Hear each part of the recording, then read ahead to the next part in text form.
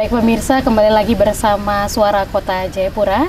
Saat ini sudah ada bersama-sama saya penjabat Wali Kota Jayapura, Bapak L. Christian Soilait ST MSc. Bapak mungkin bisa menyapa Sobat Kota Jayapura. Halo Sobat Kota Jayapura, selamat menikmati podcast yang luar biasa hari ini. Dan selama beberapa waktu ini, hari ini baru saya bisa tampil. Terima kasih Kak Susan. Siap Bapak. Apa kabarnya Bapak hari ini? Baik. Hari ini hari korpri, ya, siap. Baik Bapak. Tanggal 17. Baik Bapak, untuk beberapa menit ke depan kita akan berbincang-bincang sedikit terkait perjalanan Bapak selama menjabat menjadi penjabat Wali Kota Jayapura. Kita akan memulai dengan pertanyaan kita Bapak. Semenjak dilantiknya Bapak sebagai penjabat Wali Kota Jayapura, apa saja tugas pokok utama Bapak? Ya, baik. Tugas saya sebenarnya itu ada 4. Pertama itu memastikan penyelenggaraan pemilu kada ini berjalan dengan baik, dan itu sudah kita lakukan. Pemilu kada sudah sukses berjalan dengan baik, begitu. Yang kedua itu memastikan terbentuknya DPR Kota Jayapura, DPRK, dan ini juga sudah terbentuk walaupun belum sempat dilantik, begitu. Ya. Yang ketiga itu memastikan semua hal yang berkaitan dengan pembangunan yang sudah dijalankan ini berjalan dengan baik, dan itu juga sudah dijalankan dengan baik. Dan yang terakhir itu memastikan pelantikan Wali Kota Jayapura itu berlangsung, dan hari ini tanggal 17, karena itu mungkin ada 2 hari lagi tugas terakhir itu akan saya laksanakan, begitu. Saya pikir ditambah dengan beberapa tugas-tugas tambahan yang menjalankan roda pemerintahan yang seperti biasa, itu saya pikir biasa, tapi rutin yang diwajibkan sebenarnya 4 hal itu. Baik Bapak, bagaimana Bapak melakukan tugas-tugas tersebut dengan tentunya kita ketahui bersama kondisi Kota Jayapura ini yang cukup beragam dan pastinya penuh tantangan Bapak. Siap.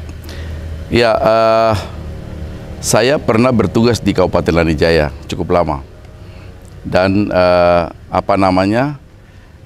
perbedaannya itu karena di Lanijaya itu kan satu suku, satu gereja, satu bahasa. Karena itu ya kita berinteraksi lebih enak, cepat. Tapi ketika masuk di Jayapura, Kota Jayapura, memang kompleks. Bahasa beda, suku beda, kemampuan intelektual masyarakat juga berbeda, beragam. Tapi saya pikir kita bisa menjalani itu. Itu karena apa? Karena memang saya bisa berinteraksi dengan baik, dan saya pikir masyarakat menerima dengan baik. Semua menerima dengan baik. Pertama tuh saya senang karena masuk, saya punya staf-staf, teman-teman di wali kota yang cukup punya kemampuan yang baik dan bisa berinteraksi, dan itu mereka menerima kami. Kemudian paguyuban, Ondo-Ondo Afi bisa menerima kita, dan beberapa stakeholder yang terkait yang ada di kota ini, dan semua itu bisa menerima kami dengan baik. Saya pikir itu faktornya. Baik Bapak, untuk keberagaman itu sendiri tentunya ada tantangan-tantangan. Apa saja tantangan yang Bapak hadapi selama menjalankan tugas sebagai penjabat Wali Kota Jayapura? Ya, tantangan yang berat-berat sekali saya pikir tidak ya, tapi ada. Saya pikir kita rasa tuh ketika waktu mulai ada beberapa kebijakan tentang beberapa penertiban yang kita lakukan. Kan dalam beberapa bulan ini kan ya 9 bulan lebih sedikit lah. Itu kita kan ada edaran yang kita melakukan penertiban terhadap penertiban terhadap mobil-mobil yang parkir sembarangan. Kemudian pasar yang tidak terlalu tertib, itu kita mobil-mobil yang besar, apalagi orang-orang mabuk dan anak-anak aibon. Dan ketika kita pergi kasih tahu, dan itu ada penolakan, biasalah, saya pikir biasa. Tapi saya pikir dalam beberapa waktu akhirnya mereka menyadari bahwa itu perlu kita lakukan, dan itu perlu kita rapikan sehingga kota ini makin tertib. Tapi memang awal-awalnya dapat tantangan yang cukup berat. Wah, mereka marah-marah saya juga. Wah, ini kita sudah nyaman di sini. Ya seperti begitulah. Tapi saya pikir bisa berjalan dengan baik. Baik Bapak, melalui tantangan-tantangan itu sendiri Bapak, menurut Bapak apakah ada hal yang paling berkesan ketika Bapak menjabat menjadi penjabat Wali Kota Jayapura ini sendiri? Ya, saya berkesan tuh waktu kita tertibkan pasar Yotefa. Itu bagaimana saya lihat mama mereka melampiaskan, mereka punya kecewaan kepada saya, dan kebetulan karena dari sekian mama-mama itu ada juga mama saya dari Lanijaya. Jadi saya dengar mereka bicara banyak hal, lalu kasih tenang mereka duduk sedikit, lalu saya jelaskan. Dan itu akhirnya mereka mengerti. Tapi menurut saya itu tantangan, ya dia gampang-gampang susah lah. Tapi saya pikir itu saya merasa bukan tantangan yang berat, tapi itu merupakan tantangan yang kita sudah lewati. Dan saya sudah lewati itu. Saya pikir itu. Baik Bapak, selanjutnya untuk menurut Bapak sendiri selama menjadi penjabat wali kota Jayapura ini, kota Jayapura di pandangan Bapak seperti apa? Pertama adalah kota Jayapura ini kota yang lengkap. Lengkap dengan permasalahan-permasalahan yang sukses, artinya semua ada di sini. Seluruhnya ada di sini. Dia lengkap. Tapi juga dia lengkap dengan hal-hal yang berkaitan dengan masalah sosial. Jadi dia menyediakan hal-hal yang berkaitan dengan prestasi. Banyak prestasi luar biasa ada di sini. Apa saja di sini. Tapi juga dia juga menyiapkan hal-hal yang dihadapkan dengan kita tentang masalah-masalah sosial yang juga ada di depan mata kita. Dan dua hal ini yang kita lihat hari ini. Dan itu memang saya alami. Bagaimana kita lihat dua dinamika ini, dinamika prestasi dan dinamika masalah. Baik Bapak, menurut pengalaman Bapak sendiri selama menjabat sebagai penjabat wali kota Jayapura, menurut pendapat Bapak, pemimpin seperti apa yang dibutuhkan di kota Jayapura ini sendiri? Iya, pertama itu karena kota ini majemuk. Jadi pertama sekali itu memang kita perlu pemimpin yang komunikatif. Harus komunikatif. Karena kita punya masyarakat yang berbeda agama, berbeda pendidikan, berlatar belakang suku, berbeda kehidupan masing-masing. Karena itu komunikatif pertama. Yang kedua memang perlu sedikit tegas. Begitu, sedikit tegas. Karena ini kan kota. Identik kota itu kan sesuatu perkembangan yang cukup cepat dan dinamis. Tapi saya pikir yang paling penting itu komunikatif. Komunikatif itu penting. Ya, dengan semua ada di sini. Kita harus komunikasi dengan perguruan tinggi, komunikasi dengan LSM, komunikasi dengan siapa saja, dengan paguyuban, komunikasi dengan staf, begitu. Tapi juga dengan masyarakat yang lain. Karena itu menurut saya komunikasi yang penting dan tegas. Baik Bapak, sedikit lagi Bapak akan mengakhiri masa jabatan Bapak sebagai penjabat wali kota Jayapura.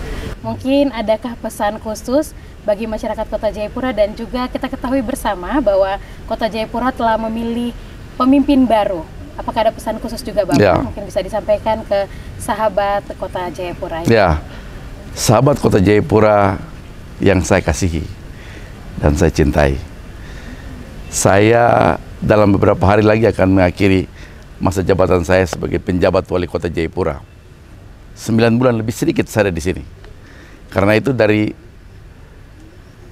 kehidupan saya 9 bulan ada di sini dan memimpin, pesan saya hanya ada 2 kepada seluruh masyarakat dan warga kota Jayapura. Pertama tuh mari kita tertib dalam mengikuti semua yang diarahkan oleh pemerintah. Karena bagian daripada ketertiban itu yang menolong sehingga kota ini maju. Itu yang pertama. Lalu yang kedua itu kita sedikit kreatif. Kota ini membutuhkan orang-orang yang kreatif. Perlu masyarakat yang kreatif, perlu stakeholder yang kreatif, perlu pemimpin yang kreatif. Nah, kenapa saya sampaikan itu tertib? Karena kalau kita tidak tertib dengan hal-hal yang kecil, saya pikir dia akan menjadi masalah yang besar. Tidak tertib membuang sampah, tidak tertib parkir sembarang, Itu dari hal kecil ini dia akan menjadi masalah besar ketika kita tidak tertib. Itu kepada masyarakat. Sedangkan kepada Bapak Abisai Rolo dan Bapak Rustam Saru yang rakyat percayakan sebagai pemimpin baru di kota ini, sebagai wali kota dan wakil wali kota terpilih akan memimpin kota ini selama 5 tahun. Ya, saya mungkin kasih titipan saya tidak mau pesan deh, saya titip saja, begitu, saya titip saja, bahwa Bapak mereka dua ini merupakan orang-orang yang sudah cukup lama di sini dan punya pengalaman, ada yang punya pengalaman di birokrasi, ada yang punya pengalaman di politik. Karena itu saya percaya mereka berdua akan memimpin kota ini secara luar biasa. Kita akan melihat prestasi-prestasi besar yang diukir oleh kota ini di bawah kepemimpinan Bapak Abisai Rolo dan Bapak Rustam Saru. Itu iman saya bahwa mereka ini orang-orang yang hebat, begitu. Dan karena itu mari kita masyarakat kita beri support dan dukungan penuh kepada mereka, karena mereka adalah pilihan kita sendiri. Mari kita berikan dukungan yang positif kepada mereka, dukungan penuh sehingga kota ini akan maju 1-2 bulan ke depan, 1 tahun ke depan, atau beberapa tahun ke depan kita akan lihat, kita akan dengar ada prestasi-prestasi besar yang dicapai dari kota ini. Dan kota ini akan diperhitungkan oleh kota-kota lain di Indonesia, bahkan beberapa kabupaten kota yang ada di Provinsi Papua, bahkan di tanah Papua. Sukses dan selamat untuk Pak Habis Hairolo dan Pak Rustam Saru yang akan memimpin Kota Jayapura selama 5 tahun ke depan. Baik Bapak, selanjutnya selama 9 bulan menjabat sebagai penjabat wali kota Jayapura, apakah pesan dan kesan Bapak sendiri mungkin bisa disampaikan, berbagi? Ya, kesan saya bahwa pertama itu kesannya bahwa masyarakat, semua staf-staf di kota Jayapura yang saya temui mereka adalah orang-orang yang ramah dan bisa bekerja sama. Itu pertama dulu. Karena itu kemana saya masuk, mereka pasti menerima saya. Dan saya sudah punya pengalaman itu. Saya sudah hampir turun ke kampung-kampung dan kelurahan. Hampir semua kampung dan kelurahan saya turun. Dan bagaimana saya lihat masyarakat menerima saya sebagai penjabat wali kota dengan luar biasa. Karena itu kesan saya, masyarakat adalah masyarakat yang luar biasa. Nah, pesan saya itu satu saja. Mari kita, karena kita sudah memilih pemimpin yang baru, mari kita juga taat asas, taat aturan, dan kita mengikuti apa yang pemerintah mau dan apa yang sebenarnya menjadi kebutuhan kita, walaupun pemerintah tidak suruh, tapi kita melihat bahwa itu merupakan kebutuhan. Itu merupakan kepentingan untuk kehidupan kita, baik kepentingan kehidupan di pribadi maupun golongan. Saya kasih contoh misalnya banjir, tidak menebang pohon sembarang, tidak membuka lahan sembarang.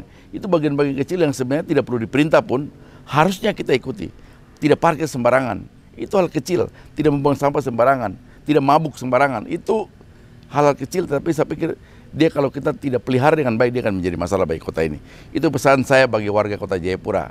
Karena itu selamat untuk warga kota Jayapura yang akan menjadi orang-orang yang dengar-dengaran dan tunduk kepada pemerintah dan Tuhan tentunya. Baik, terima kasih Bapak atas waktunya.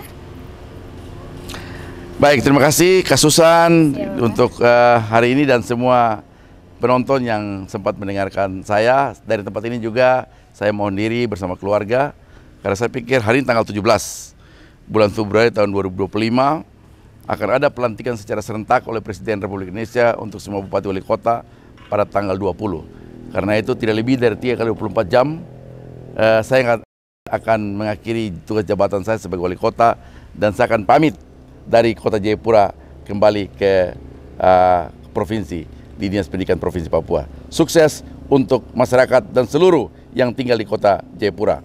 Wanyambe. Dari halaman rumah dinas wali kota Jayapura, saya bersama Susan kami menyampaikan sukses untuk kota Jayapura.